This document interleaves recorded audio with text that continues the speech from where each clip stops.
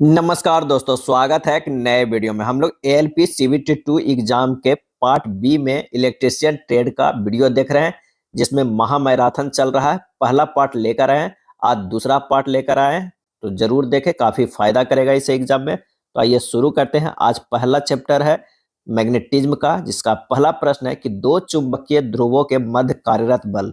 दो चुंबकीय ध्रुवों के मध्य कार्यरत बल क्या होता है? तो वो होता है उनकी दूरी के बर के व्युत्क्रमानुपाती होता है। उनकी दूरी के बर के व्युत्क्रमानुपाती होता है, यानी डी आंसर हो जाएगा। नेक्स्ट प्रश्न है कि चुंबकीय कोर का कुल फ्लक्स घनत्व होता है। चुंबकीय कोर का कुल फ्लक्स घनत्व होता है। इसका सही आंसर जो हमारा हो जाएगा वो हो जाएगा बी बराबर 5/a। बी बराबर 5/a। ट्रेड में सिर्फ ज्यादातर के थ्योरी रहता है, इकोनॉमिकल देखने को मिलेगा, तो आप थ्योरी पर ज्यादा कंसंट्रेट कीजिएगा। नेक्स्ट प्रश्न है कि चुंबक के द्वारा अल्प मात्रा में प्रत्याकर्षित होने वाला पदार्थ कहलाता है। चुंबक के द्वारा अल्प मात्रा में प्रत्याकर्षित होने वाला पदार्थ कहलाता है, और इसका आंसर हो जाएगा बी डाय चुंबकीय। क्या है? डाय चुंबकीय। नेक्स्ट प्रश्न है क्षण चुंबक के चारों ओर पैदा हुई चुंबकीय रेखाओं की दिशा होती है। अगर मान लिया कि ये क्षण चुंबक है और इसकी एक ध्रुव एस है और एक ध्रुव एन है। एन से जो है वो निकलेगा, एस की तरफ जाएगा। क्या है? एन से निकलेगा, एस की तरफ जाएगा। ये बाहर बाहर है। क्या है? ये बाहर बाहर है। कहाँ से निकल रहा है? तो वो एन से निकल रहा है और जा रहा है कहाँ? तो साउथ की तरफ जा रहा है। लेकिन चुंबक के जो अंदर होता है वो साउथ से नॉर्थ की ओर जाता है। क्या है? साउथ से नॉर्थ की ओर। तो कह रहा है कि चारों ओर पैदा हुई चुंबकीय रेखाओं की दिशा क्या होगी? तो उत्तरी ध्रुव से दक्षिणी ध्रुव की ओर होगी। ए जो है वो सही हो जाएगा। अगला प्रश्न है कि जिस पदार्थ की धारण शक्ति जो है उच्च होती है वह बनाने के लिए उपयुक्त होता है। इसका सही आंसर हो जाएगा ऑप्शन सी अस्थायी चुंबक। चुंबकीय फ्लक्स का एसआई मात्रक है। चुंबकीय फ्लक्स का जो है एसआई मात्रक है, तो वो हो जाएगा वेबर। क्या है? चुंबकीय फ्लक्स का एसआई मात्रक क्या है? वेबर है। चुंबकत्व की सील्डिंग या स्क्रीनिंग के लिए प्रयोग किया जाने वाला पदार्थ है। इसका आंसर हो जाएगा ए मृदु इस्पात। क्या है? मृदु इस्पात। विद्युत चुंबक बनाने के लिए सामान्यतः किस धातु का प्रयोग किया जाता है? और इसका आंसर हो जाएगा लोहा का प्रयोग किया जाता है। कहा? लोहा का। अस्थायी चुंबक के लिए सर्वाधिक उपयुक्त धातु है, और इसका आंसर हो जाएगा इस्पात। क्या है? इस्पात। निम्नलिखित में कौन सी धातु चुंबक द्वारा आकर्षित नहीं होता है? चुंबक द्वारा आकर्षित नहीं होती है। इसका सही आंसर हो जाएगा एल्युमिनियम। कोबाल्ट, लोहा, निकेल तीनों आकर्षित होती है, एल्युमिनियम नहीं होता है। स्टील को चुंबकित करना कठिन है क्योंकि उसकी क्या होता है? अधिक घनत्व के कारण, अधिक धारण क्षमता के कारण, प्रारंभिक न्यूनतम चुंबकशीलता के कारण, उपयुक्त सभी के कारण। डी हो जाएगा। गलत कथन को चुनिए। गलत कथन को चुनिए। एकल चुंबकीय पोल रह सकते हैं, ये गलत है। समान पोल एक दूसरे को प्रतिकर्षित करते हैं, सही है। चुंबकीय पोल सदैव समान सामर्थ्य के होते हैं, सही है। उपयुक्त में से कोई नहीं, दोनों। आंसर जो हमारा हो जाएगा गलत कथन कौन है? एक है। चुंबक वाहक बल एमएमएफ की इकाई है, और इसका आंसर हो जाएगा एम्पियर टर्न। क्या है? Ampere turn. जिस ताप पर लौह चुंबकीय पदार्थ अनुचुंबकीय पदार्थ में परिवर्तित हो जाता है तो उसे कहते हैं, उस आंसर हो जाएगा ए क्यूरी ताप कहते हैं। क्या है? क्यूरी ताप कहते हैं। निम्नलिखित में कौन सा एक कथन जो है वो गलत है? कौन सा एक गलत है? तो धारावाही चालक के कारण उत्पन्न चुंबकीय क्षेत्र की दिशा को बाएं हाथ के अंगूठे के नियम से ज्ञात कर सकते हैं, ये कथन जो है वो गलत है। क्या है? गलत है। घरेलू वायरिंग में हरे रंग का तार अर्थ तार होता है, बिल्कुल सही। विद्युत व्यय की मात्रा को व्यक्त करने का सामान्य मात्रा जो है किलोवाट घंटा, ये भी सही। तो आंसर हमारा जो हो जाएगा 15 के ए हो जाएगा। विद्युत चुंबकीय विकिरण की उच्चतम आवृत्ति है, उच्चतम आवृत्ति है तो वो है गामा किरणें। क्या है? गामा किरणें। प्रेरित विद्युत वाहक बल की दिशा ऐसी है कि वह उसके कारण का विरोध करती है, यह कथन है। इसका सही आंसर हो जाएगा लेंज के नियम का। प्रेरित विद्युत वाहक बल की दिशा में ऐसी है कि वह उसके कारण का विरोध करती है, तो वह है लेंज का नियम। हेनरी किसका मात्रक है? हेनरी किसका मात्रक है? तो वह है प्रेरक तत्व। क्या है? प्रेरक तत्व का। इंडक्टेंस का चिन्ह संकेत क्या है? इंडक्टेंस का चिन्ह संकेत क्या है? और इसका सही आंसर जो हो जाएगा वो सी हो जाए।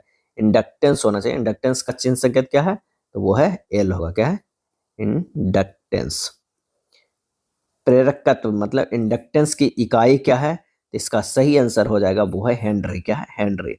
2 मीटर व्यास के एक वृत्ताकार चालक के केंद्र में से 100 एम्पियर धारा प्रवाहित होती है तो क्षेत्र तीव्रता कितना होगा? तो 2 × 10⁵ न्यूटन होगा, यानी एम्पियर मीटर होगा। डी हो जाएगा।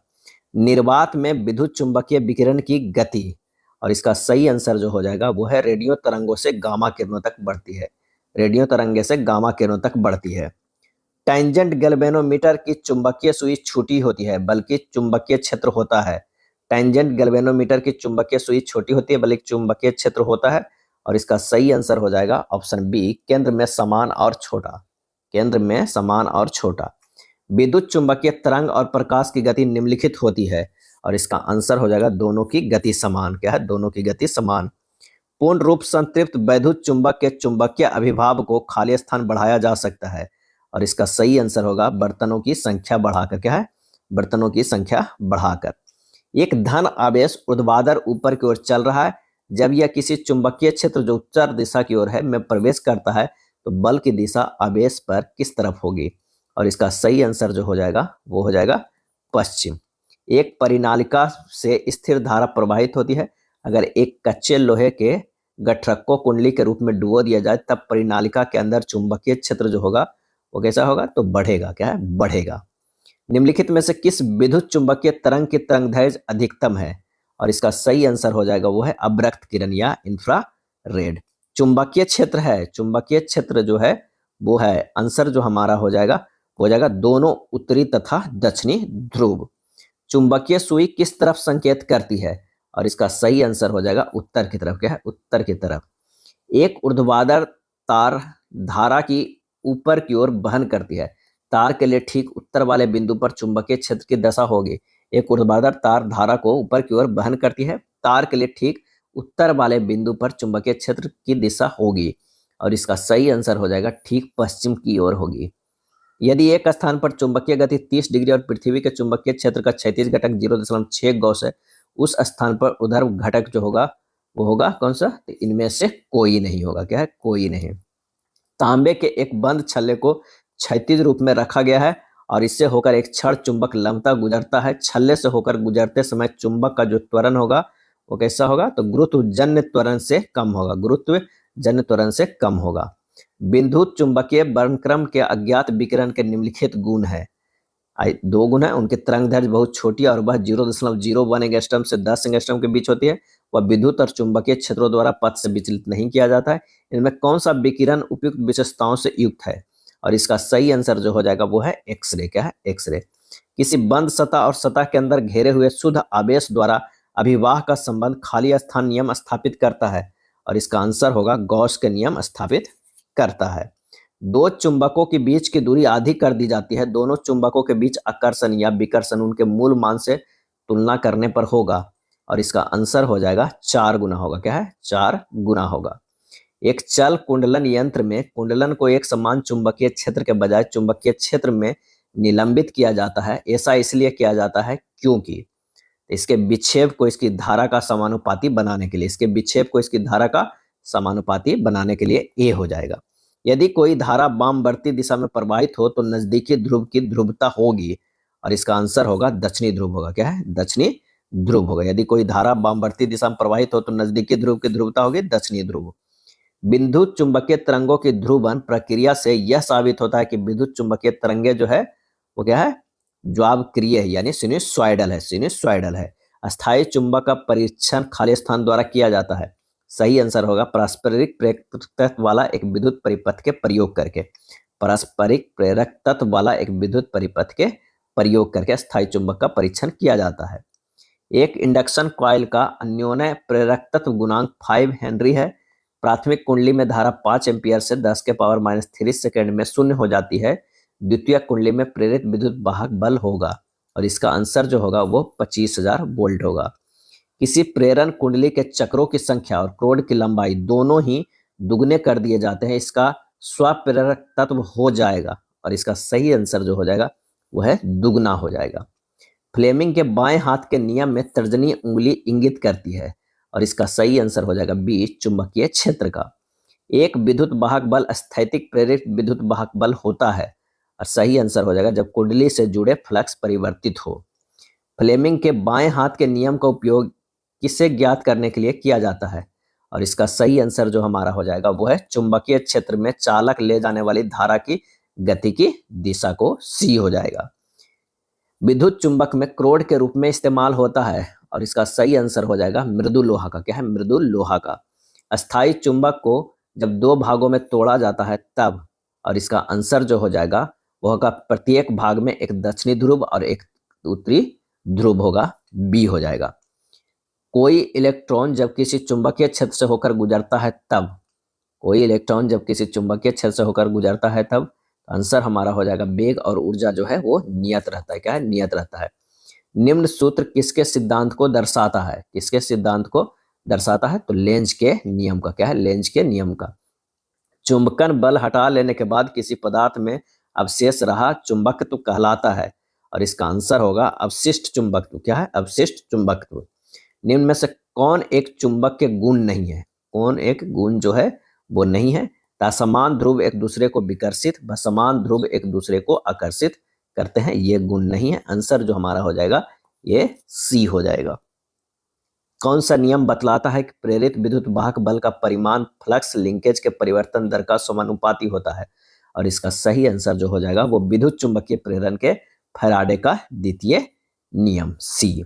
सभी प्रेरण प्रकार के ट्रांसड्यूसर निम्नलिखित पर आधारित है और इसका आंसर जो हमारा हो जाएगा वो हो जाएगा ए, फैराडे नियम पे।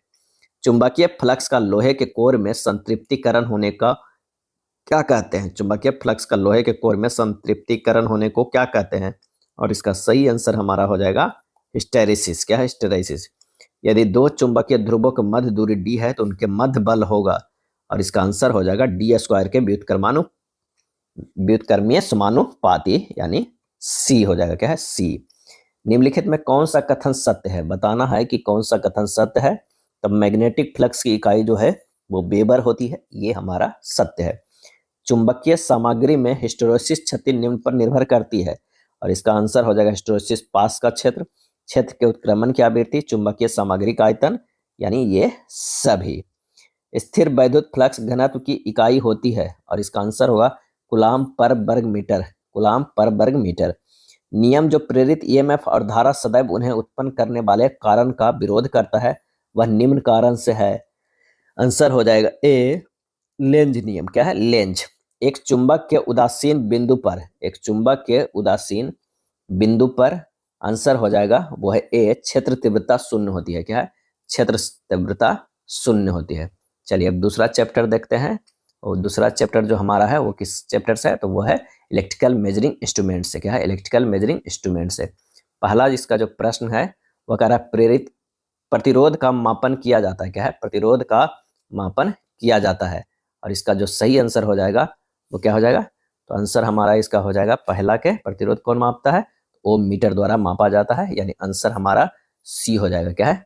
सी हो जाएगा, ओम मीटर। दूसरा है सीआरओ में ट्रिगर लेवल नाव का कार्य होता है। सीआरओ में ट्रिगर लेवल नाव का कार्य होता है और इसका आंसर हो जाएगा चुने गए चैनल के छत्र यानी स्कोप में स्थिर प्रदर्शन प्राप्त करने के लिए आवश्यक इनपुट सिग्नल के स्तर को बदलना, बी हो जाएगा। डीसी में परिपथ में कौन से मीटर का उपयोग नहीं किया जा सकता है और इसका आंसर हो जाएगा ए, प्रेरण मीटर। क्या है? प्रेरण मीटर। सीआरओ से में ज्यादातर एक्वाडॉग कोटिंग का प्रयोग किया जाता है। सीआरओ में ज्यादातर एक्वाडॉग कोटिंग का प्रयोग किया जाता है। आंसर हो जाएगा अतिरिक्त उत्सर्जित इलेक्ट्रॉनों को अवशोषित करने के लिए। केवीआर मीटरों का उपयोग 3 फेज परिपथों में केवीए के खाली स्थान के घटक को मापने के लिए किया जाता है और इसका आंसर होगा बाटलेस। क्या है? बाटलेस। किसी उच्च वोल्टेज लाइन पर धारा का मापन खाली स्थान द्वारा किया जाता है। आंसर हो जाएगा करंट, यानी धारा ट्रांसफर। वोल्ट मीटर खाली स्थान के लिए मार्ग प्रदान करता है। आंसर हो जाएगा न्यूनतम धारा के लिए मार्ग प्रदान करता है। निम्नलिखित में कौन सा मोटर मीटर का आवश्यक भाग नहीं है? मोटर मीटर का आवश्यक भाग नहीं है तो वह है प्रेरणात्मक यानी इनकंडक्टिव पिकअप, डी। आदर्श वोल्ट मीटर का प्रतिरोध होता है। आंसर होगा अनंत होता है। आदर्श वोल्ट मीटर का जो प्रतिरोध क्या होता है वो अनंत होता है। निम्न प्रतिरोध मापने के लिए निम्नलिखित में से किस विधि की अनुशंसा नहीं की जाती है और इसका आंसर हो जाएगा वो है अमीटर वोल्टमीटर विधि का। उपयंत्र की संवेदनशीलता का इकाई है और इसका सही आंसर हो जाएगा वो है ए, ओम पर वोल्ट। उपयंत्र की संवेदनशीलता की इकाई है ओम पर वोल्ट। पैटर्न का अभिलक्षण जो सीआरटी स्क्रीन पर दिखाई देती है जब ज्वाबक्रिय वोल्टेज एक साथ क्षैतिज और ऊर्ध्वाधर प्लेटों पर लागू होते हैं तो उन्हें खाली स्थान कहा जाता है। आंसर हो जाएगा लिस्मा-जॉस पैटर्न। क्या है? लिस्मा-जॉस पैटर्न। लिसेजस पैटर्न कैसे बनाया जाता है? और इसका आंसर हो जाएगा दो साइन तरंगे खींचकर जो एक दूसरे के समकोण पर होती है। सी हो जाएगा लिजासस पैटर्न। श्रेणी धारिता वोल्टमीटर खाली स्थान का मापन कर सकता है। आंसर हो जाएगा एसी वोल्टेज का। वह न्यूनतम स्केल प्रोब जो 30 वोल्ट के इनपुट सीमा के साथ सीआरओ का प्रयोग हुए 250 वोल्ट डीसी मापन के लिए उपयुक्त है, तो वो है 10x। क्या है? 10x। दी गई आकृति में दर्शाई गई माप यंत्र द्वारा प्रदर्शित त्रुटि के प्रकार की जो है हमें पहचानना है, तो वो है शैथिल्य त्रुटि यानी हिस्टेरेसिस त्रुटि। एक इलेक्ट्रिक वाहन में स्पीडोमीटर वाहन की चाल को दर्शाता है जबकि खाली स्थान मोटर की चाल को दर्शाता है। आंसर हो जाएगा टैकामीटर। क्या है? टैकामीटर जो है वो मोटर की चाल को दर्शाता है। नीचे दिए गए चित्र में दर्शाए गए वोल्ट मीटर द्वारा प्रदर्शित मान जो है वो क्या होगा? इसका आंसर जो होगा वो होगा 1 वोल्ट होगा। क्या है? 1 वोल्ट होगा। एमीटर खाली स्थान के लिए मार्ग प्रदान करता है और इसका सही आंसर जो हो जाएगा वो है अधिकतम धारा के लिए मार्ग प्रदान करता है। आप कुछ भार के साथ प्रदर्शन के लिए 240 volt 50 hertz 5 ampere 750 revolution per kilowatt के ऊर्जा मीटर का परीक्षण कर रहे हैं। जब डिस्क 10 मिनट में 100 चक्कर घूमता है तो कितनी ऊर्जा की आपूर्ति होती है? और इसका सही आंसर हो जाएगा डी 0.133 किलोवाट आवर। खाली स्थान उपयंत्र का उपयोग विक्षेपण यंत्र के अंशांकन के लिए मानक उपकरण के रूप में किया जाता है और इसका सही आंसर जो हमारा हो जाएगा वो जाएगा डिजिटल। सीआरओ का उपयोग किस सीमा तक की आवृत्तियों को मापने के लिए किया जाता है? आंसर हो जाएगा 1 gigahertz. Single phase induction type ऊर्जा मापी में अधिकतम बल आघूर्ण उत्पन्न होगा जब चुंबकीय फ्लक्स जो होगा वो क्या होगा? सप्लाई वोल्टेज 90 डिग्री से पश्चगामी। क्या है? 90 डिग्री से पश्चगामी।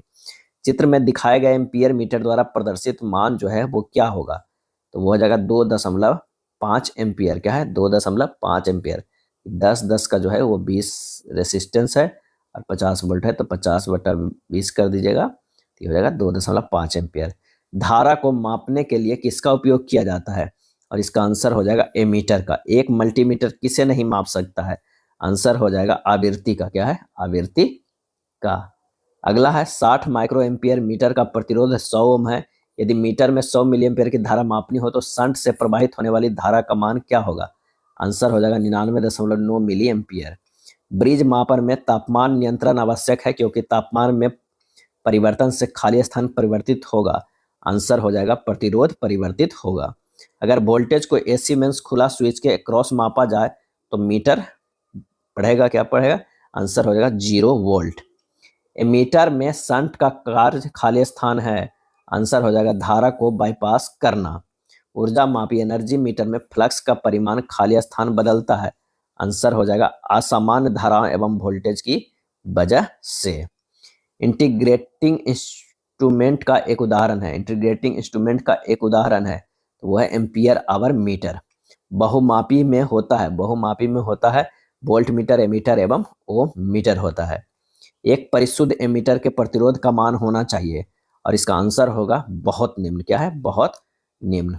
अस्थायी चुंबक बल कुंडली यंत्र में अवमंदक बल पैदा करने के लिए कौन सी विधि प्रयोग की जाती है? और इसका आंसर होगा एडी करंट अपमंदन। क्या है? एडी करंट अपमंदन। एक वैद्युतिक मापक यंत्र का संकेतक बिना कंपन किए शीघ्र ही अपनी अंतिम विक्षेप अवस्था प्राप्त कर लेता है यदि उसमें उचित अवमंदन उपस्थित हो। वैद्युतिक मापक यंत्रों की कमानी के निर्माण के लिए सबसे उपयुक्त धातु जो है वो कौन सा है? तो वो है फास्फर ब्रोंज। क्या? Phosphor bronze. संलग्न चित्र में पेच 1 द्वारा जो है वो क्या हो जाएगा? यंत्र के संकेतक को शून्य स्थिति पर समायोजित किया जाता है। किसी वैद्युतिक मापक यंत्र के सचल भाग पर कार्यरत घुमाव बल जो होगा वो क्या होगा? तो विक्षेपक घुमाव बल, अवमंदक घुमाव बल और नियंत्रक घुमाव बल, ये सभी। निम्नलिखित में कौन सा यंत्र एब्सोल्यूट क्लास का है? और इसका सही आंसर हो जाएगा वो है टेंजेंट गैल्वेनोमीटर। क्या है? Tangent galvanometer.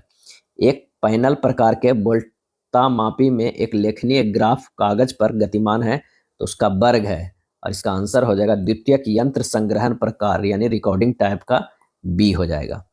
1 किलो जो है ओहो प्रति वोल्ट सुग्राहित यानी सेंसिटिविटी वाले यंत्र को मोटर प्रतिरोध खाली स्थान होगा, जबकि माप सीमा 50 वोल्ट है। इसका आंसर जो हो जाएगा वो 50,000 ओम होगा। नीचे दर्शाए गए चित्र का परिपथ निम्न प्रतिरोध मापन हेतु अभिकल्पित है। वोल्टता पतन की इस विधि द्वारा गणना में न्यूनतम त्रुटि रखने के लिए जो हो जाएगा क्या हो जाएगा, तो वो हो जाएगा एमीटर का प्रतिरोध निम्न तथा वोल्टमीटर का प्रतिरोध उच्च होना चाहिए यानी ए हो जाएगा। यदि चल कुंडली धारा मापी को डीसी परिपथ में संयोजित करके उसके संयोजनों को अंतः बदल दिया जाए तो यंत्र क्या होगा, तो वो होगा विपरीत दिशा में विक्षेप दर्शाएगा। चल लौह धारा मापी में निम्न में से कौन सा अवमंदन विधि सामान्यतः अपनाई जाती है, और इसका आंसर हो जाएगा वायु अवमंदन। क्या है, वायु अवमंदन। नीचे दिए गए चित्र में दर्शाया गया यंत्र किस प्रकार का है, इसका आंसर हो जाएगा वो है चल लौह यंत्र। क्या है, चल लौह यंत्र बी हो जाएगा। डायनमोमीटर प्रकार के यंत्र में खाली स्थान स्थिर रखा जाता है और इसका सही आंसर होगा धारा कुंडलियों को। क्या है, धारा कुंडलियों को। यदि ब्रिज परिपथ में संयोजित गैल्वेनोमीटर में से कोई धारा प्रवाहित न होती हो तो वह खाली स्थान कहलाता है। आंसर हो जाएगा संतुलित। क्या है, संतुलित।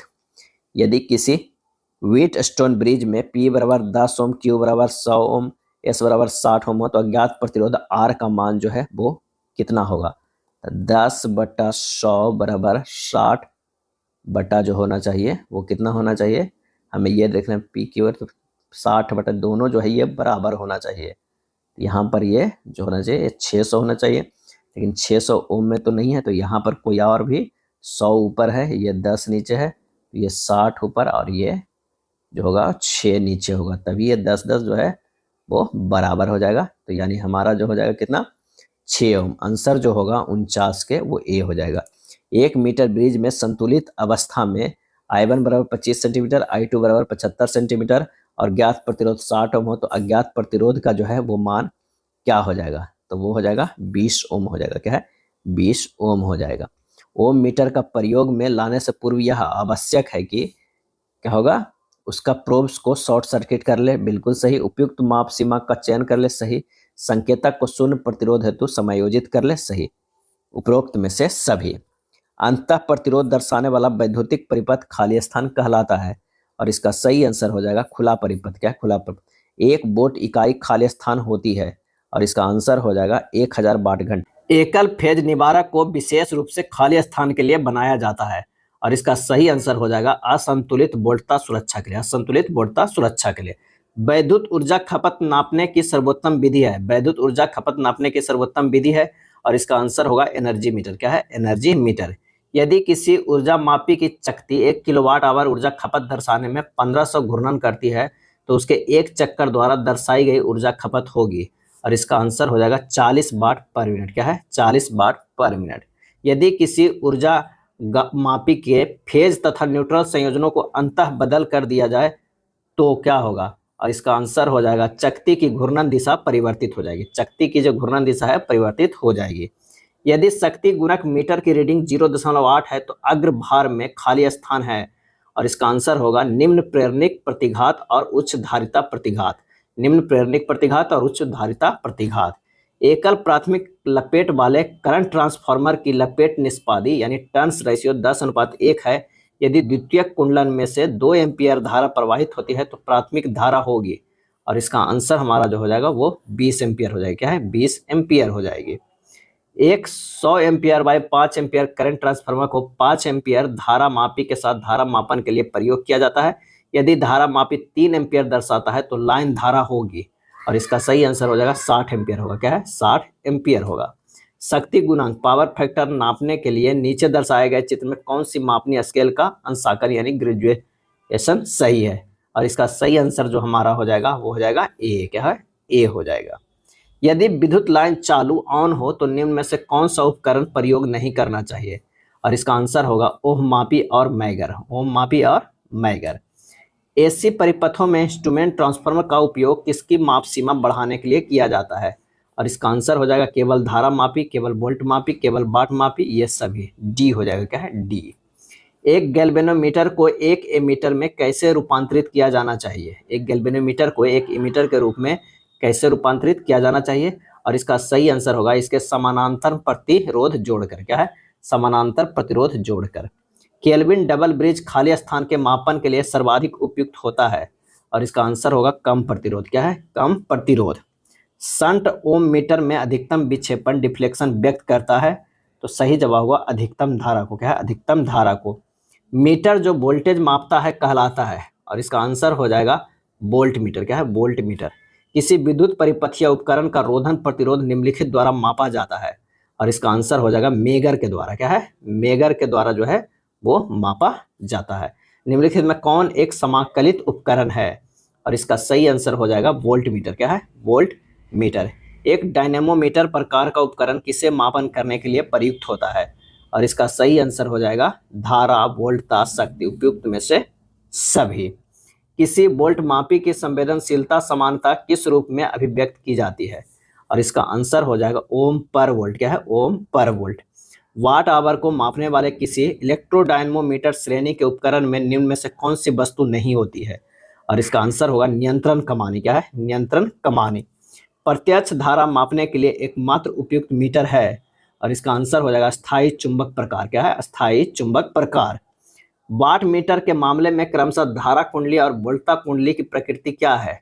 और इसका आंसर होगा प्रेरणिक और प्रतिरोधक। क्या है? प्रेरणिक और प्रतिरोधक। ताप वैद्युत युग्म माप यंत्रों का प्रयोग इनमें से किसे मापने के लिए किया जाता है? आंसर हो जाएगा केवल उच्च आवृत्ति पर प्रत्यावर्ती धारा। केवल उच्च आवृत्ति पर प्रत्यावर्ती धारा।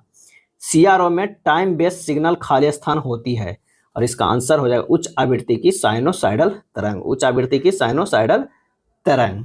चल कुंडल चुंबक उपकरणों में अवमंदन किस लिए दिया जाता है? चल कुंडल चुंबक उपकरणों में अवमंदन किस लिए दिया जाता है? और इसका आंसर हो जाएगा मापन की परिशुद्धता, शीघ्र स्थिरता, सूक्ष्मता, ये सभी डी।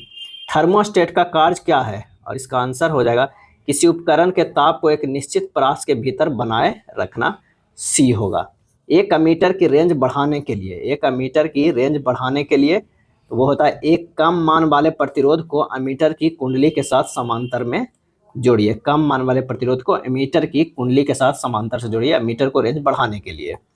धारिता का मान मापने के लिए उपयोग में लाया गया सेतु जो है वो क्या है? तो वो है शेयरिंग सेतु, यानी शेयरिंग ब्रिज। निर्वात नलिका में प्रयुक्त इलेक्ट्रॉन उत्सर्जन विधि है। आंसर हो जाएगा तपायनिक उत्सर्जन। समान रूप से एक्स एक्सिस सीआरओ में प्रतिनिधित्व करता है, और इसका आंसर हो जाएगा समय का। क्या है? समय का। सीआरओ समय परिवर्तित संकेतों की दृश्य प्रस्तुति करता है। संकेत का निर्देशन होता है तो वो होता है द्विविमीय होता है। क्या है? द्विविमीय होता है। स्क्रीन पर विभाजन के अर्थों में सीआरओ में तरंग रूप की वोल्टता होती है। आंसर हो जाएगा चरमांतर वोल्टता। चरमांतर वोल्टता। नई स्थापनाओं के विद्युत रोधन प्रतिरोध को मापने के लिए कौन से उपकरण का प्रयोग किया जाता है? और इसका आंसर हो जाएगा मेगर का प्रयोग किया जाता है। किसका किया जाता है? तो वो है मेगर का। कौन से सम्मिलित संयोजन में एमीटर को परिपथ के साथ संयोजित किया जाता है? एमीटर को परिपथ के साथ संयोजित किया जाता है। आंसर हो जाएगा श्रेणी। प्रतिरोधों के परम मापन के लिए कौन सी विधि का प्रयोग किया जा सकता है? और इसका आंसर हो जाएगा व्हीटस्टोन सेतु विधि। व्हीटस्टोन सेतु विधि। अज्ञात मान की वोल्टता के लिए निम्न में से किसका प्रयोग सर्वप्रथम किया जाएगा? और इसका आंसर जो हमारा हो जाएगा वो क्या हो जाएगा? तो वो हो जाएगा 500 वोल्ट। क्या है? 500 वोल्ट। एक वेल्डिंग कार्यशाला में जिसमें 3 फेज 415 वोल्ट 50 हर्ट्ज आपूर्ति है कि विद्युत खपत मापनी है, इसमें निम्नलिखित जो है वो लोड जुड़े हुए हैं। 2 लोड जुड़े हुए हैं। 55 केवीए के 2 वेल्डिंग सेट L1 L2 और L3 के आर पार, 5 केवीए का एक सेट L2 और L3 के आर पार। आप इसे मापने के लिए किस प्रकार के वाट मीटर का चयन करेंगे? और इसका आंसर जो हमारा हो जाएगा वो कौन सा हो जाएगा? तो हो जाएगा सी। 3 एलिमेंट्स 4 तार प्रकार का 3 फेज वाट मीटर का हम प्रयोग करेंगे। आंसर जो हमारा हो जाएगा वो कौन सा हो जाएगा? सी हो जाएगा। एक बहुमापी का पैमाना 60 वोल्ट के लिए सेट किया गया है। सूचित त्रुटि का प्रतिशत खाली स्थान के परिसर पर उच्चतम होगा, और इसका आंसर जो हमारा हो जाएगा वो हो जाएगा 0 वोल्ट से 10 वोल्ट तक। किसी उपकरण की उर्मिको यानी रिपल वोल्टता मापन में प्रयोग किया जाता है। आंसर हो जाएगा सीआरओ। क्या है? सीआरओ। त्रिप्रावस्था शक्ति मापने की 2 वाट मापी विधि में जब भार शक्ति गुणांक कोण खाली स्थान डिग्री पश्चगामी हो तो दोनों बाट मापी समान और विपरीत पाठ्यांक दर्शाते हैं, और इसका आंसर हो जाएगा 90 डिग्री। क्या है? 90 डिग्री। किसी वैद्युत सिग्नल का तरंग के रूप में साक्षात देखने के काम में आने वाला यंत्र है, तो वो हो जाएगा ऑसिलोग्राफ। क्या है? ऑसिलोग्राफ। शंट फील्ड प्रतिरोध के मापन के लिए सबसे उपयुक्त मीटर कौन सा है? शंट फील्ड प्रतिरोध के मापन के लिए, और इसका आंसर होगा ओम मीटर। क्या है? ओम मीटर। पैनल प्रकार के डिजिटल एसी वोल्ट मीटर के लिए जरूरी सहायक विद्युत आपूर्ति द्वारा प्रदान की जाती है, और इसका आंसर होगा एसी सप्लाई मेंस। एमआई प्रकार के यंत्र खाली स्थान पर प्रयुक्त होते हैं, और इसका आंसर हो जाएगा एसी या डीसी। क्या है? एसी या डीसी। किसी एमसी यंत्र में कार्यरत बल बराबर होता है, आंसर हो जाएगा बीएलआई। क्या है? बीएलआई।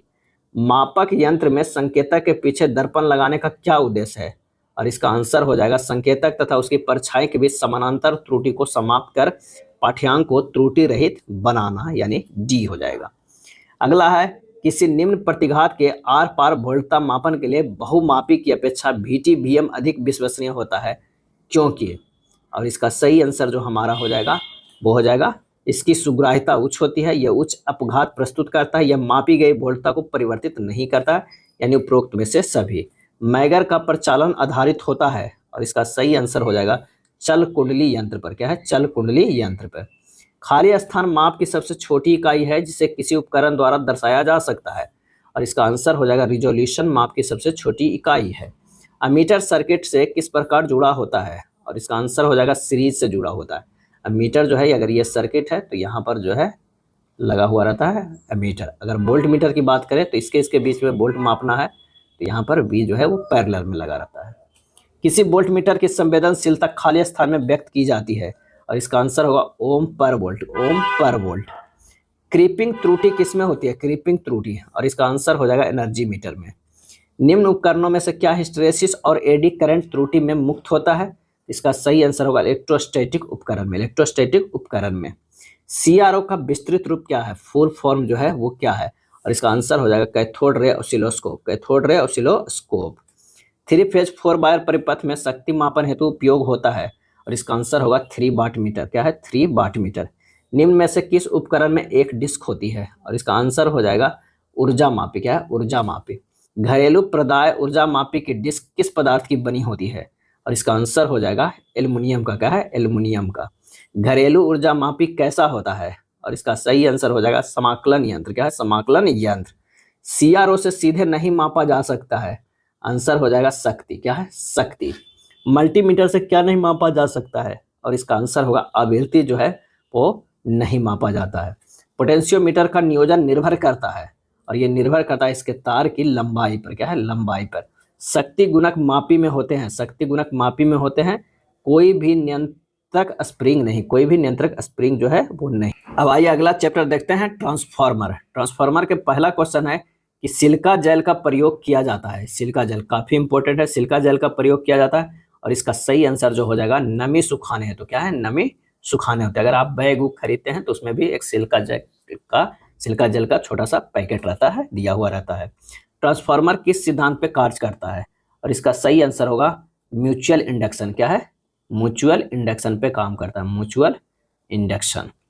नेक्स्ट है, 2 ट्रांसफार्मर के समानांतर प्रचालन के लिए अनिवार्य शर्त निम्नलिखित में से क्या नहीं है? अनिवार्य शर्त क्या नहीं है?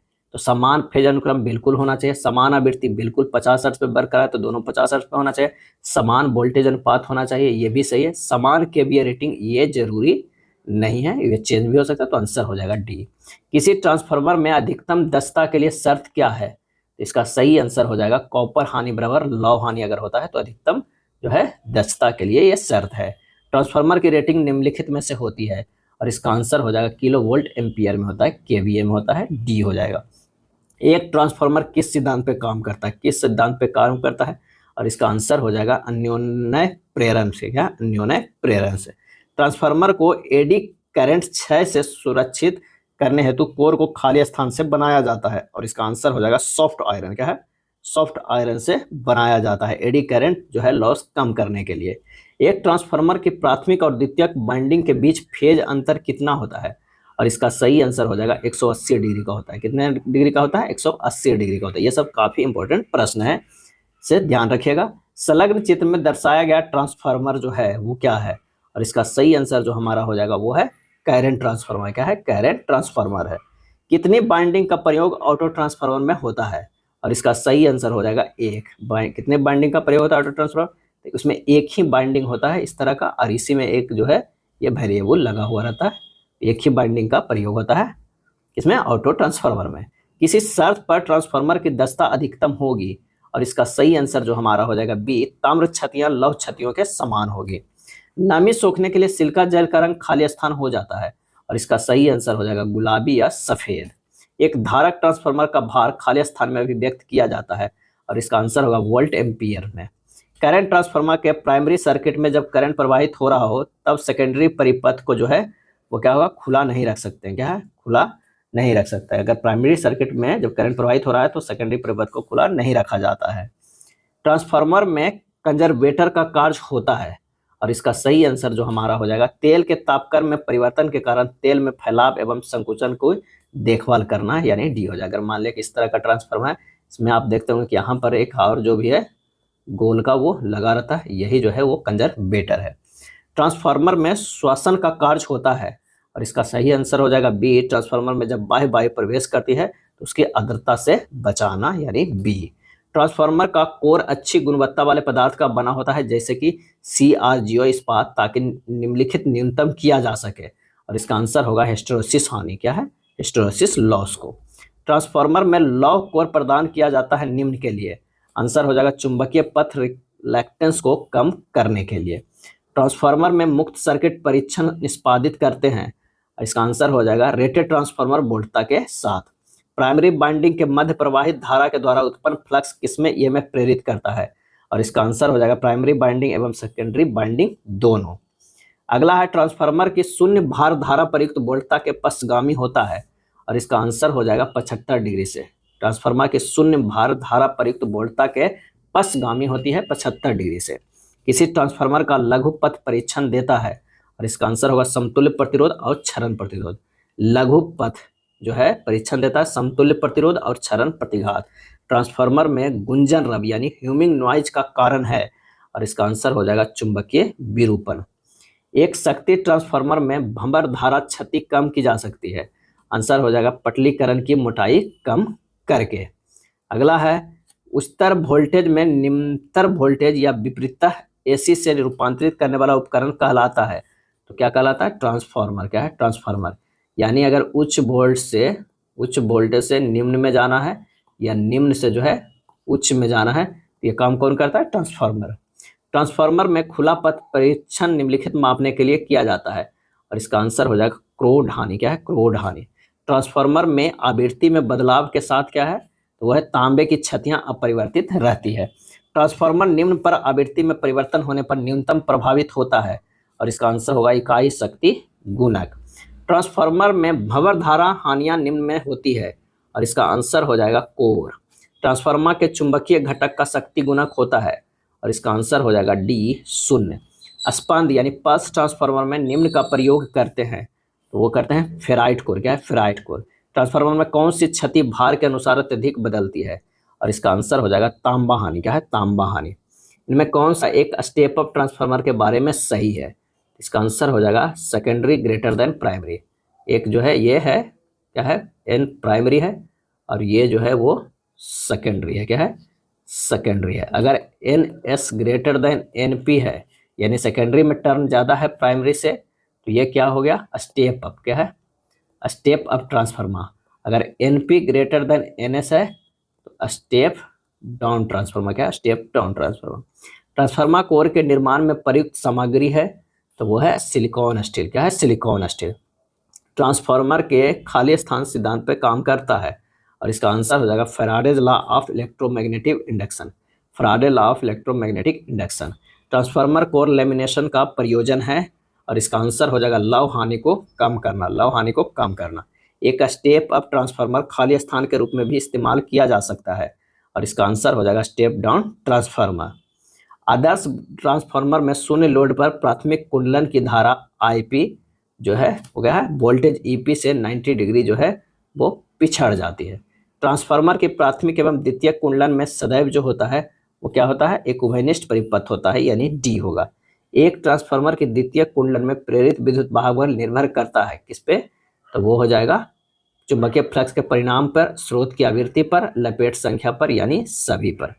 वितरण ट्रांसफार्मर को इस प्रकार अभिकल्पित किया जाता है जिससे कि उसमें लौह क्षति न्यूनतम रहे, क्योंकि आंसर हो जाएगा ट्रांसफार्मर की प्राथमिक कुंडलन 24 घंटे उत्तेजित रहती है। एक ट्रांसफार्मर पूर्ण लोड पर अधिकतम दक्षता से कार्यरत है तथा इसकी लौह क्षति 1000 वाट है। अर्ध लोड पर इसकी ताम्र क्षति जो होगी वो कितना होगी, तो ये होगी 250 वाट। क्या है, 250 वाट।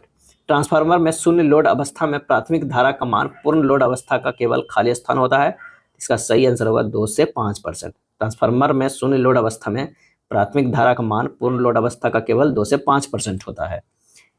एम्पलीफायर की तुलना में ट्रांसफार्मर जो है वो क्या है, आउटपुट शक्ति नहीं बढ़ा सकता है, आउटपुट शक्ति नहीं बढ़ा सकता है। ट्रांसफार्मर का पूर्ण दिन दक्षता 1 है और इसका आंसर हो जाएगा किलोवाट आवर आउटपुट और किलोवाट आवर इनपुट एक दिन में का है। निम्न में कौन सा ट्रांसफार्मर सामान्य शक्ति एवं प्रकाश हेतु विद्युत संयोजन प्रदान करने हेतु प्रयोग किया जाता है, और इसका आंसर होगा वितरण ट्रांसफार्मर। क्या है, वितरण ट्रांसफार्मर। टाइम्ड ट्रांसफार्मर वह है जिसमें, और इसका आंसर जो हो जाएगा वोल्टता समायोजन के लिए द्वितीय कुंडलन में से कई मध्य सिरे यानी टैपिंग निकाले गए हों, सी।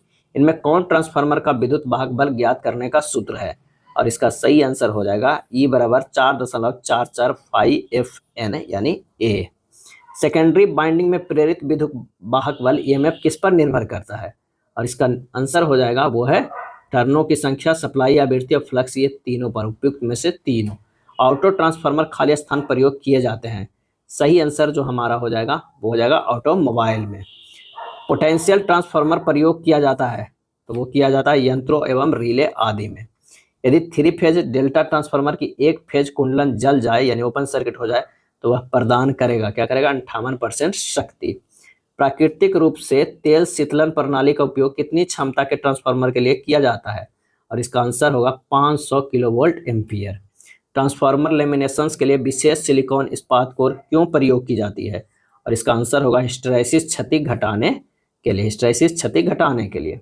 क्रोड निर्माण के लिए ऐसा इस्पात चुना जाता है जो उच्च चुंबकशीलता तथा निम्न हिस्टैरिसीस क्षति रखता हो।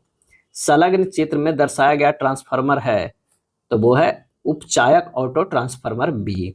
किसी ट्रांसफार्मर की प्रत्येक कुंडलन में उत्पन्न विद्युत वाहक बल निर्भर करता है, तो वो निर्भर करता है आवृत्ति, लपेट संख्या एवं अधिकतम चुंबकीय फ्लक्स पर, यानी डी।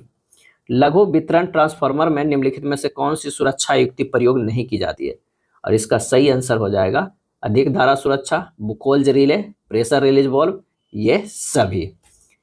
खुला परिपथ परिणामित यानी ट्रांसफार्मर का वाटमीटर पाठ्यांक 900 वाट है और पूर्ण भार धारा पर लघु पथ परीक्षण में 1600 वाट है। अर्ध भार पर लौ हानि क्या होगी, और इसका सही आंसर हो जाएगा 900 वाट।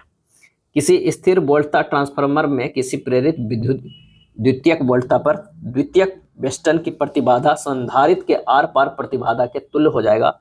परिपथ की इस अवस्था को क्या कहते हैं, और इसका सही आंसर हो जाएगा डी, अनुनाद। हिस्टैरिसीस प्रदर्शित होती है निम्न में, आंसर हो जाएगा लौह चुंबकीय पदार्थ में। ट्रांसफार्मर क्रोड की पटलों पर इनेमल परत लेपित क्यों की जाती है, और इसका आंसर हो जाएगा पटलों के संरक्षण को रोकने के लिए, एक दूसरे के विरुद्ध पटलों को रोधी करने के लिए, भंवर धारा हानि को कम करने के लिए। उपयुक्त में से सभी सत्य है। एक स्टेप अप ट्रांसफार्मर में प्राथमिक एवं द्वितीय कुंडलियों में कौन से प्राचल एक समान रहते हैं, आंसर हो जाएगा वो है पावर। क्या है, 63 का क्या हो जाएगा, पावर। ट्रांसफार्मर के किस भाग में सबसे अधिक ऊष्मा उत्पन्न होती है, आंसर हो जाएगा बाइंडिंग। एक स्टेप अप ट्रांसफार्मर का रूपांतरण ट्रांसफॉर्मेशन अनुपात 3:2 है। यदि प्राइमरी वोल्टेज 30 वाट है तो सेकेंडरी वोल्टेज होगा, आंसर हो जाएगा 45 वोल्ट होगा। ट्रांसफार्मर की मुख्य कुंडली धारा और द्वितीय कुंडली में फेरो टर्न की संख्या क्रमशः 1000 तथा 3000 है। यदि मुख्य कुंडली में 80 वोल्ट AC प्रयुक्त की जाती है तो द्वितीय कुंडली का प्रति फेरा विभवांतर होगा, तो वो होगा कितना, 0.08 वोल्ट होगा। परिणाम मित्र में खाली स्थान है, परिणाम मित्र में खाली स्थान है, आंसर हो जाएगा तांबा हानि। क्या है, तांबा हानि। ट्रांसफार्मर में हिस्टैरिसीस हानियां कम की जा सकती है, और इसका आंसर होगा स्टील पटलनों सिलिकॉन अंश घटाकर, स्टील पटलनों सिलिकॉन अंश घटाकर। स्थिर लोड पर यदि लोड का शक्ति गुणांक निम्न हो तब यह, आंसर हमारा हो जाएगा अधिक धारा लेगा। क्या? अधिक धारा लेगा। किसी उपभोक्ता के लिए सर्वाधिक बचतकारी शक्ति गुणांक सामान्यता होता है। आंसर हो जाएगा 0.95 पसगामी। 0.95 पसगामी। निम्न में से गलत कथन को चुनना है। इनमें से गलत कथन चुनना है कि वितरण प्रणाली का शक्ति गुणांक न्यून होता है क्योंकि, और इसका आंसर हो जाएगा उद्योग में प्रेरणीय मोटरों का व्यापक प्रयोग होता है, विशेष रूप से जब मोटरों को निम्न भार पर चलाया जाता है। यदि ट्रांसफार्मर के कॉइल मोटे तार के बने हो तो ताम्र क्षति जो है वो बढ़ेगी। ट्रांसफार्मर कपलिंग का सबसे वांछित फीचर क्या है? और इसका आंसर हो जाएगा चौड़ी आवृत्ति सीमा। अगला है चलसीन अवयवों वाली कुछ मशीनों में लिमिट स्विच क्यों लगाए जाते हैं? और इसका आंसर हो जाएगा मशीन की एक लघुत्तम दक्षता सुनिश्चित करने के लिए। रेलवे ट्रैक बाइंडिंग प्रदान करता है, और इसका आंसर हो जाएगा अर्थ और भूदोष के विरुद्ध संरक्षण, प्रतिमान धारा के लिए निम्न प्रतिरोध पथ। ए और बी जो है वो दोनों। अभिवर्धक रूपांतरक यानी बूस्टर ट्रांसफार्मर निम्न में से स्थिर होता है, और इसका आंसर हो जाएगा संचरण लाइन के मध्यस्थ बिंदु पर। 250/3000 volt 50 CS phase core type transformer के लिए प्रति चक्र विद्युत वाहक बगल 10 वोल्ट है। प्राथमिक और द्वितीय कुंडली के चक्रों की संख्या क्रमशः जो होगी वो क्या होगी? 25,300। वोल्टता नियमन निम्न रूपांकन का एक मानदंड होता है। आंसर हो जाएगा रूपांतरक। क्या है? रूपांतरक। जो ट्रांसफार्मर ठंड लुढ़काया उन्मुख इस्पात CRGO का उपयोग करते हैं तो जर्दी के क्षेत्र के रूप में लिया जाता है, और इसका आंसर हो जाएगा तो कोर से 15 से 25% बढ़ा। शैथिल्य हानि खाली स्थान पर निर्भर करेगी या ट्रांसफार्मर के चुंबकीय फ्रेम में होने वाले हिस्टैरिसीस नुकसान खाली स्थान पर निर्भर करता है? आंसर हो जाएगा पदार्थ के आयतन पे, पदार्थ के वर्ग पे, आवृत्ति पर, इन सब पे। अगला चैप्टर है 3 फेज इंडक्शन मोटर। पहला प्रश्न है कि प्रेरण मोटर में प्रायः रोटर खांचों को तिरछा बनाया जाता है, इसका लाभ क्या है? और इसका सही आंसर हो जाएगा मोटर में शोर कम करना एवं मोटर को लॉक होने की प्रवृत्ति को समाप्त करना है। आंसर हमारा जो हो जाएगा सी हो जाएगा। प्रेरण मोटर खाली क्या होगा? इसका आंसर हो जाएगा एक निश्चित बलाघूर्ण जो निर्धारित बलाघूर्ण की तुलना में कम होता है के साथ स्वचालित होती है। प्रेरित विद्युत वाहक बल की दिशा सदैव ऐसी होती है कि वह AC धारा स्थापित करने का प्रयास करता है जो उस गति अथवा चुंबकीय पुंज परिवर्तन का विरोध करती है जिसके कारण विद्युत वाहक बल प्रेरित हुआ है। यह नियम कहलाता है, और इसका आंसर हो जाएगा बी, लेंज का नियम। क्या है? लेंज का नियम। 3 फेज इंडक्शन मोटर के स्टेटर में उत्पन्न हुआ चुंबकीय क्षेत्र खाली स्थान पर गतिमान होता है, और इसका सही आंसर हो जाएगा बी, तुल्यकालिक गति। तुल्यकालिक गति। जिस मोटर को सबसे कम अनुरक्षण की आवश्यकता होती है वह, और इसका आंसर हो जाएगा स्क्विरल केज इंडक्शन मोटर। क्या है? Squirrel cage induction. जिस मोटर का सबसे कम अनुरक्षण की आवश्यकता होती है वह है स्क्विरल केज इंडक्शन मोटर। संलग्न चित्र में एक 3 फेज मोटर का गति टॉर्क वक्र दर्शाया गया है। मोटर का प्रारंभिक टॉर्क है, और इसका सही आंसर जो हमारा हो जाएगा वो हो जाएगा 1। क्या है? प्रारंभिक टॉर्क कितना है? तो वो है 1। कॉन्ट्रैक्टर खाली स्थान के द्वारा प्रचालित होता है। सही आंसर हो जाएगा चुंबकीय कुंडली। स्टार्टर को स्विच ऑन करते ही वह तीव्र गति से कंपन करने लगता है। इसका संभावित कारण क्या है? इसका संभावित कारण है कि आर्मेचर व योक के बीच धूल उपस्थित होना तथा निम्न वोल्टता। आंसर हमारा 8 के डी होगा। कम क्षमता वाली इंडक्शन मोटर के लिए खाली स्थान प्रयोग किया जाता है, और इसका आंसर हो जाएगा DOL स्टार्टर। क्या है? कम क्षमता वाले इंडक्शन मोटर के लिए प्रयोग किया जाता है DOL स्टार्टर। कॉन्ट्रैक्टर के मुख्य संयोजकों की तुलना में सहायक संयोजक एक्सिलरी कॉन्टैक्ट्स वहन कहते हैं, और इसका सही आंसर हो जाएगा निम्न धारा। क्या है? निम्न धारा। 3 फेज DOL स्टार्टर में न्यूनतम निम्न संख्या में संयोजक होने चाहिए, और इसका आंसर हो जाएगा 4 नंबर। क्या है? 4 NO होना चाहिए। DOL स्टार्टर प्रचालित 3 फेज इंडक्शन मोटर की शॉर्ट सर्किट अवस्था के लिए क्या है? तो अर्धचालक उपलब्ध होते हैं। डी होता है। 12 के डी होगा। क्या होगा अगर हल्के लोड पर चल रहे 3 फेज प्रेरण मोटर का एक फेज असंयोजित हो जाए? और सही जवाब हो जाएगा उसी स्पीड पर चलती रहेगी। प्रेरण मोटर के साथ फेज एडवांसर का उपयोग खाली स्थान किया जाता है, और इसका आंसर होगा शक्ति गुणांक बढ़ाने के लिए। क्या है? शक्ति गुणांक बढ़ाने के लिए। प्रेरण मोटर का फ्रेम किस धातु का बनाया जाता है? प्रेरण मोटर का फ्रेम किस धातु का बनाया जाता है? और इसका सही आंसर हो जाएगा ढलवा लोहा जिसका स्टील ग्रेन बहुत समीप हो। प्रेरण मोटर के गति परिवर्तन को विधि है, और इसका आंसर हो जाएगा ध्रुव की संख्या परिवर्तित कर। स्लिप रिंग मोटर के लिए उपयुक्त स्टार्टर है, आंसर हो जाएगा प्रतिरोध rheostatic starter. 3 phase squirrel cage प्रेरण मोटर में रोटर कंडक्टरों को, आंसर हो जाएगा एंड रिंग्स के माध्यम से शॉर्ट सर्किट किया जाता है। दोनों तरफ जो है वो एंड रिंग लगा हुआ रहता है, इस तरह का क्या है, एंड रिंग से शॉर्ट सर्किट किया जाता है। स्लिप रिंग इंडक्शन मोटर की वरीयता दी जाती है जब, आंसर हो जाएगा उच्च प्रारंभिक टॉर्क की आवश्यकता होती है। स्टार डेल्टा स्टार्टर की बाइंडिंग्स आरंभ होते समय और गति करते समय खाली स्थान कनेक्शन में जुड़ी होती है, और इसका आंसर हो जाएगा स्टार और डेल्टा कनेक्शन में से जुड़ी होती है। स्लिप रिंग प्रेरण मोटर में कितने स्लिप रिंग होते हैं, और इसका सही आंसर हमारा जो हो जाएगा वो 3 होते हैं। क्या है, 3 होते हैं। एक त्रिकला का 440 वोल्ट 50 हर्ट्ज प्रेरण मोटर में 50% के स्लिप है, रोटर ईएमएफ की आवृत्ति होगी, और इसका आंसर जो होगा 2.5 जो है वो हर्ट्ज होगा, 2.5 हर्ट्ज होगा। पूर्ण भार प्रेरण मोटर की शक्ति गुणक होने की संभावना है, आंसर हो जाएगा 0.85 पश्चगामी यानी लैगिंग। एक द्विपिंजरी प्रेरण मोटर में होता है, और इसका आंसर हो जाएगा रोटर में 2 समानांतर बाइंडिंग होता है। स्लिप नियंत्रण का प्रयोग करते हुए पिंजरी प्रेरण मोटर का गति नियंत्रण कार्यान्वयन इनमें से किसका प्रयोग करते हुए किया जाता है, और इसका आंसर होगा स्टेटर वोल्टता नियंत्रण। लघु परिपथ जांच से निम्न का पता चलता है, और इसका आंसर हो जाएगा कॉपर लॉस। जब एक मोटर को चालू किया जाता है तब घूर्णक की आवृत्ति होती है, और इसका आंसर हो जाएगा सप्लाई आवृत्ति के समान। यदि एक प्रेरण मोटर में घूर्णक का स्लिप आधी हो जाए तो घूर्णक का रिएक्टेंस जो होगा वो क्या हो जाएगा, और इसका आंसर हो जाएगा 2 गुना हो जाएगा। क्या है, 2 गुना हो जाएगा। औद्योगिक अनुप्रयोग हेतु सामान्य तौर पर प्रयोग होने वाली एसी मोटर है, और इसका आंसर हमारा जो है वो हो जाएगा 3 फेज प्रेरण मोटर। प्रेरण मोटर तुल्यकालिक गति पर चलेगी जब वह खाली स्थान चलाई जाएगी, और इसका आंसर हमारा हो जाएगा प्रवेशित ईएमएफ के साथ। किसी polyphase squirrel cage induction motor बढ़े हुए प्रारंभिक बल आघूर्णि को प्राप्त किया जाता है, और इसका सही आंसर वह डबल केज रोटरों का प्रयोग कर। एक प्रेरण मोटर में रोटर की चाल होती है सदैव, क्या होती है, तो स्टेटर की चाल से कम। प्रेरण मोटर के रोटर में होने वाली हानियां स्टेटर की तुलना में जो है कम होती है, क्योंकि न्यून रोटर आवृत्ति है। यदि मोटर के चालू होने के साथ ही फ्यूज जल जाता है तो संभावित कारण हो सकता है फ्यूज का न्यूनतम क्षमता, अतिभार, स्टार्टर प्रतिरोध में तुल्यपद। उपयुक्त में से कोई एक जो है वो हो सकता है डी होगा। 3 phase squirrel cage induction motor की रनिंग घूर्णन गति होती है, और इसका आंसर हो जाएगा तुल्यकालिक गति से कम होती है। हस्तचालित स्टार डेल्टा स्टार्टर में स्टॉप पुश बटन को खाली स्थान के श्रेणी क्रम में संयोजित किया जाता है, आंसर हो जाएगा एनवीसी और ओवरलोड रिले संयोजक।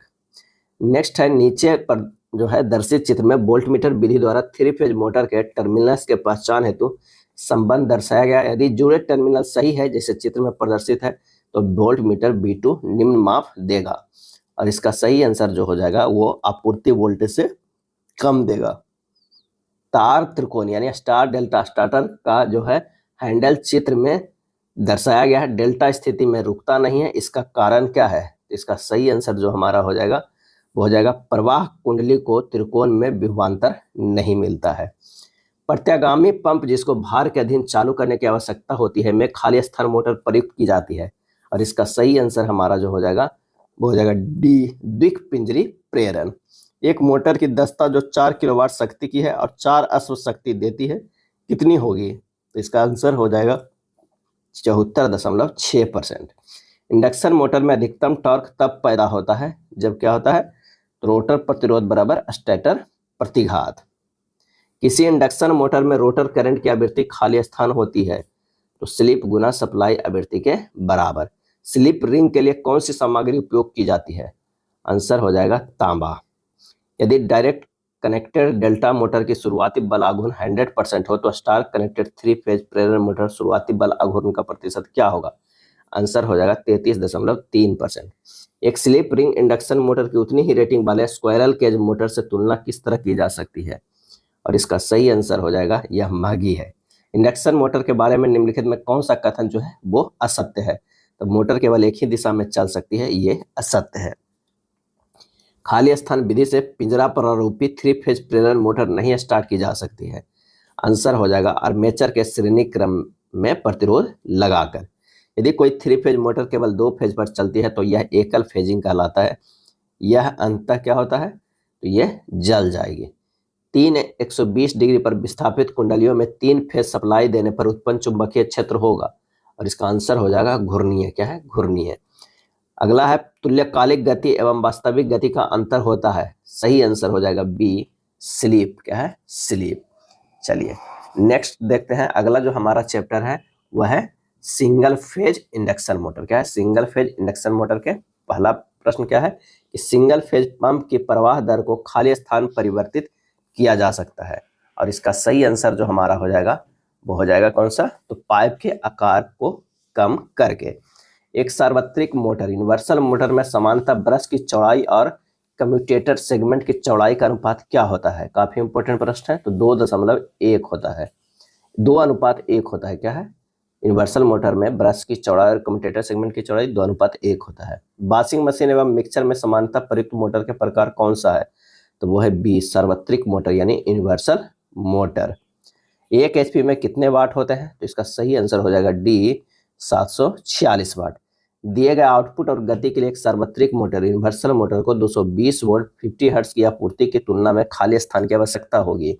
आंसर हो जाएगा निम्न आवृत्ति पर निम्न वोल्टेज। पोर्टेबल ड्रिल में निम्नलिखित में से किस मोटर का उपयोग किया जाता है?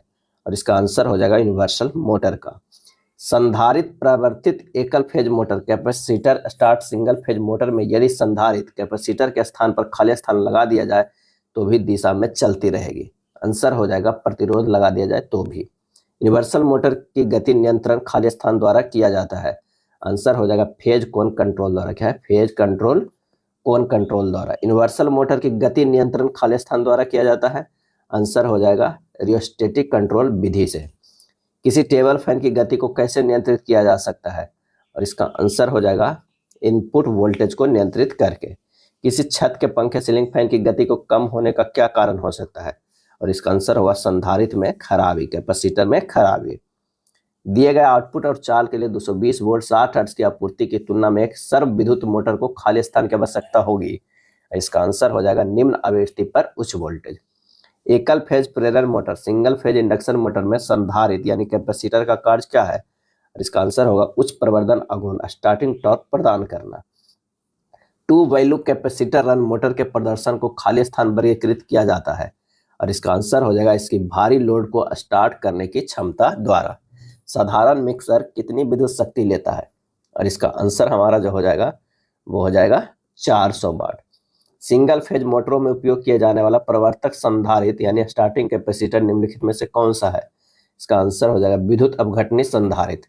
प्रतिकर्षणी प्रवृत्ति यानी स्टार्ट प्रेरण मोटर में मोटर चलाते समय ब्रश क्या होता है? आंसर हो जाएगा बी, दिक् परिवर्तक से उठेंगे और यांत्रिकता से दिक् परिवर्तक लघुपथ होगा, यानी बी हो जाएगा। एकल फेज कैपेसिटर स्टार्ट छोटी मोटर में प्रयुक्त कैपेसिटर का मान होगा। आंसर हो जाएगा 100 माइक्रोफैराड से कम। रिपल्सर मोटर की घूर्णन दिशा खाली स्थान परिवर्तित करके बदली जा सकती है, और इसका सही आंसर जो हो जाएगा वो है ब्रश स्थिति। यह है ब्रश स्थिति। नेक्स्ट है निम्न में से किसी एकल जो है फेज मोटर का प्रारंभिक घुमाव बल न्यूनतम होगा, और इसका सही आंसर हो जाएगा वो है C, shaded pole motor. Shaded pole motor. निम्नलिखित में से किस प्रकार का एकल फेज मोटर उत्तम पावर फैक्टर का कार्य करता है? और इसका आंसर हो जाएगा कैपेसिटर रन मोटर।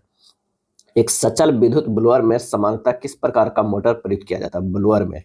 इसका सही आंसर होगा धारित चलत मोटर, धारित जो है चल मोटर।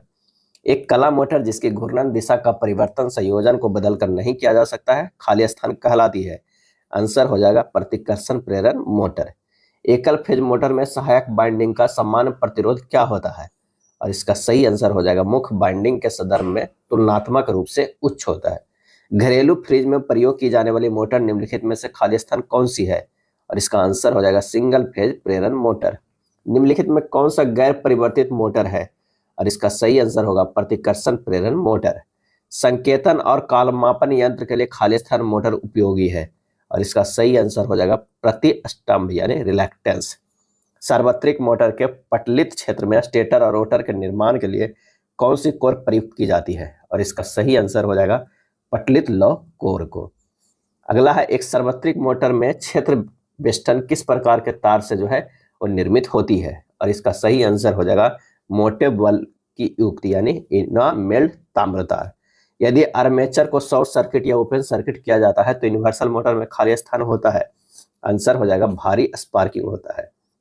स्लॉट्स में से और स्लॉट्स के बाहर से गुजारने वाली लंबी विद्युत रोधी तार आर्मेचर बाइंडिंग में उपयोग होने वाले खाली स्थान शब्द की परिभाषा है, और इसका सही आंसर हो जाएगा बी, चालक या कंडक्टर। नेक्स्ट प्रश्न है, निम्नलिखित में कौन सी मोटर एसी और डीसी सप्लाई दोनों पर कार्य करती है, और इसका सही आंसर हो जाएगा ऑप्शन बी, यूनिवर्सल मोटर। क्या है? Universal motor. सार्वभौमिक मोटर निम्नलिखित में से किस घरेलू उपकरण में प्रयोग की जाती है, और इसका सही आंसर होगा मिक्सर ग्राइंडर।